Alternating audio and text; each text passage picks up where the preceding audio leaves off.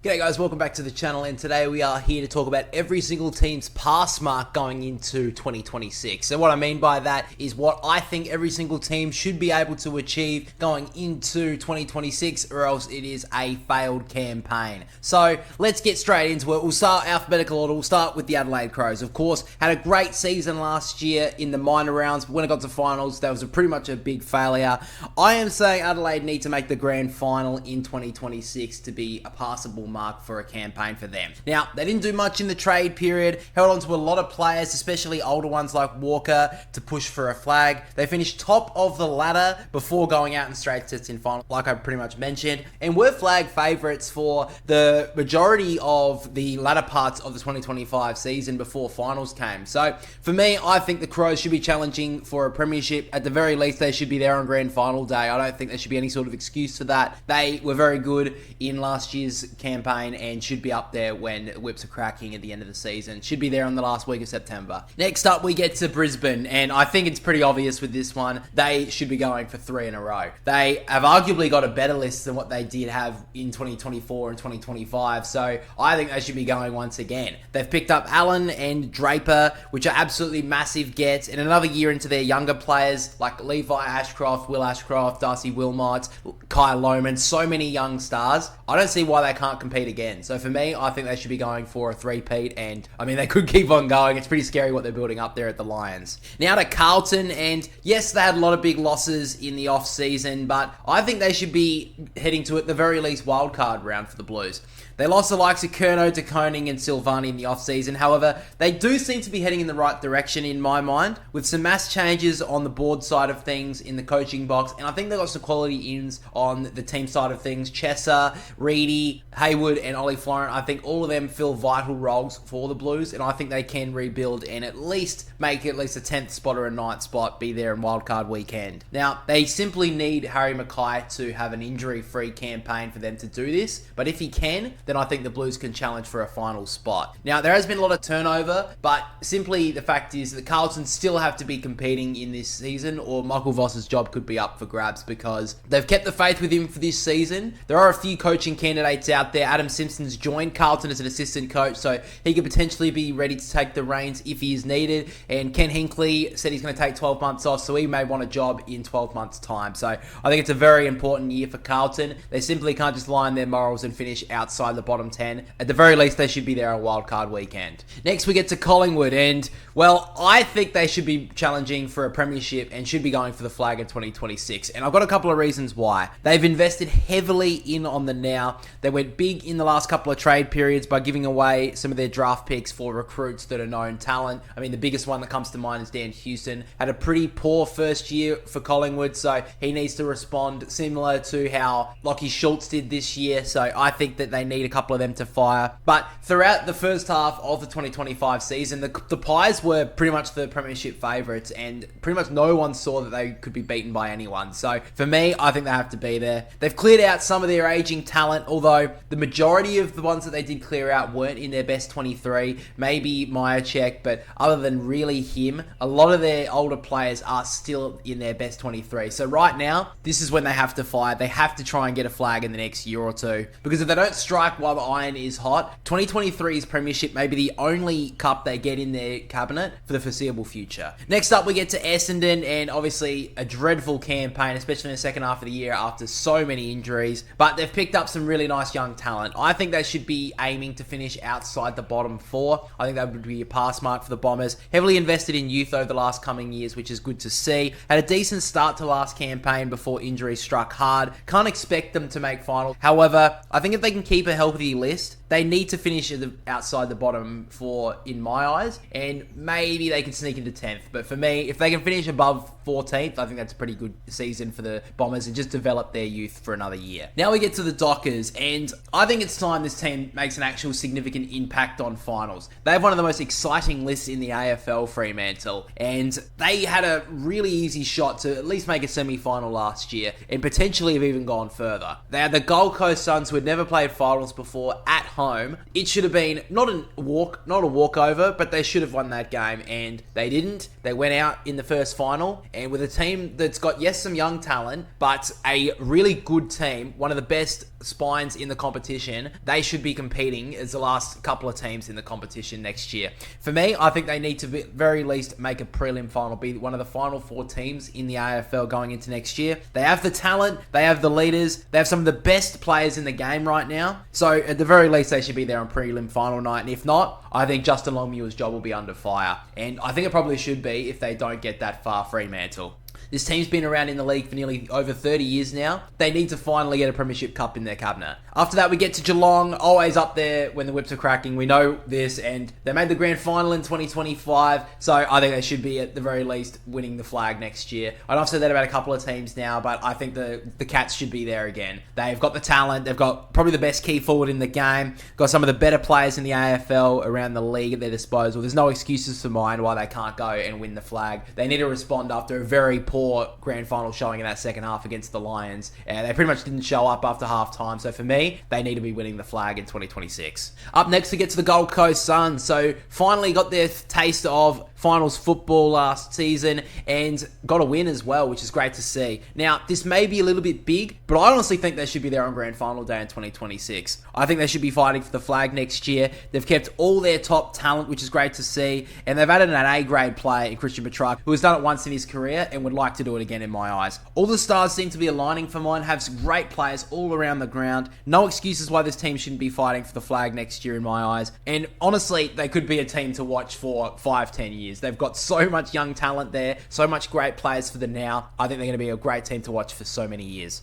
Up next, we get to the Giants. So they've been pretty disappointing in the last 24 months, the last 2 years. They've lost 3 finals in a row, and even though they didn't add much in the off-season, I still think they have quite a lot on the books and have a good team to build for next season. So I think at the very least, they should be winning a final, if not more. They're one of the best key forwards in the game in Jesse Hogan, one of the better captains in Toby Green, a strong defense, one of the best in the game with their key pillars, and being able to keep Lee Kalia is massive for them, and also have probably the best smooth moving forward in the game, young talent anyway, in Finn Callahan. So I think they should be at the very least winning a final next year, and if they don't, I think they're moving backwards, GWS. They need to at the very least win a final. If not, then I don't think they've passed this season. Next up, we get to Hawthorn. So they surprised probably quite a few last season, being able to win 2 finals and laying down a pretty decent challenge to Geelong in the prelim final last season. So even though they didn't add Zach Merritt to their list in the off-season, I think a grand final is still a pass mark for the Hawks. They have gone up and up in the last 2 seasons, from winning a final in 2024 to making a prelim final in 2025. So I think they should take the next step, make a grand final appearance in 2026. That's my eyes for Hawthorn. Their younger players getting another year of preseason. Sam Mitchell seems to be leading this team extremely well. I think a grand final appearance is well and truly on the cards for the Brown and Gold. Up next, we get to Melbourne. So new coach, a clean slate, big players leaving in Oliver and Petrarca, and new recruits coming in, leaves a lot of unknown around the Ds. I think they should be aiming for a finish outside the bottom 4, as they have some strong talent all over the field, the best captain in the game, leading in the middle of the ground, and one of the best X-Factor players in Cozzy Pickett. However, I think they still need to develop their young talent for the next 12 to 24 months before they make a real push to becoming a contender once again, but I still think they should be finishing outside the bottom 4. Now we get to North Melbourne, and I'm going to go on a bit of a rant here, but overall, this team needs to finish outside the bottom 4. I am sick and tired of seeing the Kangaroos in the bottom 4, most of the time in the bottom 2, and even then winning the spoon. They need to improve. Now, they think they do because they didn't do much in the trade period at all. They did add a few younger players through the draft, but they didn't do much. They picked up Charlie Spargo. That's not pushing you towards a premiership. No offense to Charlie, but they must think they have the list that's going to build them towards back into finals, back into some sort of the glory days. If they don't, at the very least, finish outside the bottom 4, it's a failure. Alistair Clarkson's most likely get the sack, and I simply don't know where North Melbourne go from there. If they don't at the very least finish outside the bottom 4, they show some sort of improvement on the ladder that's measurable, then I don't see where North Melbourne go from here. They have just sat idly by, finishing in the bottom 4 year after year after year, and nothing changes. So for me, they need to finish outside the bottom 4 at the very least, or I don't really know where North Melbourne go. They thought that Alistair Clarkson was going to be their saviour, and right now, he hasn't done much at all. There's been no improvement, really, other than maybe a couple of younger players like Harry Sheasel being a young star. You can't question that, but other than that, really, there's not really anything measurable that you can look at and say, yeah, they've been improving on the ladder, they've been getting more wins. Not really the case. Next up, we get to Port Adelaide. Now, I think Port Adelaide should be making finals in 2026. Now, I didn't have Port Adelaide getting a pass mark of making finals back in October, as they had a poor campaign in 2025 in Ken Hinkley's last year. They had a very shaky defence, a forward line that was heavily reliant on Mitch Georgiades, and coming into a lot of uncertainty with the new coach of Josh Carr, I simply couldn't see that happening. However, their fixture going into next season is one of the easiest in the league. Having the Roos, the Bombers, and the Eagles twice, they should be aiming to bank all of those games as wins. So 6 wins on the trot. And you usually need around 13 to 14 wins to make finals. So I think Port Adelaide should have the goal of making finals in 2026 under Josh Carr in his first year, because I simply don't think they'll get a better gift than what they've been given in this fixture going into next season. So for me, the Power should be aiming to make finals. If not, it's a failure after such a gift of a fixture. Now we get to the Tigers. Now, they surprised so many people last year, including myself, as some, including me, said they wouldn't even win a game. But they were very competitive throughout the majority of 2025 and were still able to record 5 wins across the entire campaign. However, we still have to remember that this team is a very young side and they're developing. So I still think they need time. I think if they can avoid the spoon and can get as many wins as they did in 2025,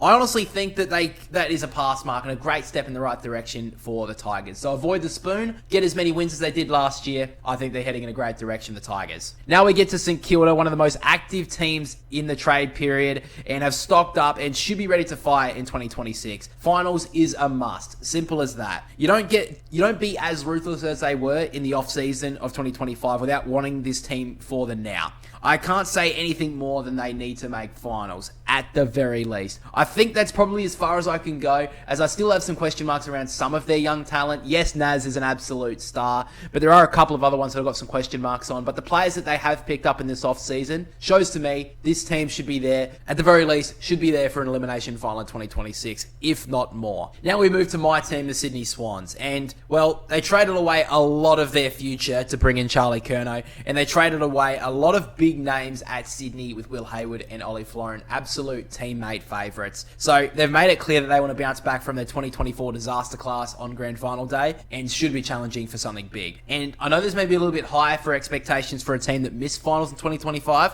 but I think the only pass mark for the Swans in 2026 is to win the Premiership. As a lifelong fan, if Sydney were to make the grand final next year, I couldn't sit there watching the game being smashed again like we have in the last 2 grand final appearances and say, well, at least we made it. The talent that the Swans possess is too much for them to waste it for another season. So for me, it may be a bit harsh, but the Swans need to win the flag or it's another failed season. They've got way too much on the line, Sydney. They've given up a lot of players and a lot of talent to bring in Charlie Curnow, who should be the final piece of the puzzle in my eyes. So if they can't do it, it's a failed year for me. Now we move to the West Coast Eagles, and finally it seems that they're heading in the right direction for mine. Investing in youth with some young, great talent from the draft, including Cooper Duff Tytler, Willem Dersma, and a couple of others, and a couple over the last few campaigns. And locking away Harley Reid was massive for them. Now, by no means do I think the West Coast Eagles can finish any higher than the bottom 2. However, if they can get at least 2 to 4 wins on the season, avoid the wooden spoon, continue to get some games into their younger players, I think it's a pass mark for the West Coast. So for me, I can't see them finishing any higher than 17th, but if they can avoid the spoon, get about 3 or 4 wins, I think that's good enough for me, and show some visible improvement around the competition, and actually be competitive, similar to how Richmond did it in 2025. And finally, we get to the Western Bulldogs. They had one of the best offensive teams in 2025, yet they failed to make finals. That simply can't happen again. They need to fix up their defence, and unfortunately, they didn't really do much to rectify that issue in the off-season in terms of quality defenders. But I don't think that's any excuse for the Western Bulldogs. At the very least, with the talent that they have, they at the very, very least have to win a final. And with players like Liberatore and Bontempelli being on the back end of their careers, still have some great footy ahead, but, towards the back end anyway, they need to try and get something done with players of that quality in the next coming years. So, in the next couple of seasons, the Western Bulldogs have to be challenging for another premiership in my eyes. They've got pretty good forwards, a stacked midfield, other great players around the ground. They still are shaky as a key defensive stocks, but for me, they need to win a final in 2026 and then use that to build themselves up for another premiership tilt in the next few years. But guys, that's pretty much all the pass marks I have for every single team in the AFL going into 2026. If you want to keep up to date with all the off off-season news, or everything to do with the AFL, our predictions for the channel. So make sure to subscribe on YouTube. Make sure to follow us over on Instagram and TikTok as well, as we're going to be posting a lot more in this off-season. And make sure to check out the podcast as well, as we will be keeping you guys up to date with a lot more relevant news over the next coming weeks for the AFL going into the off-season. So make sure to like and subscribe, guys. Thank you for watching. Thank you for listening. We'll catch you all on the next one.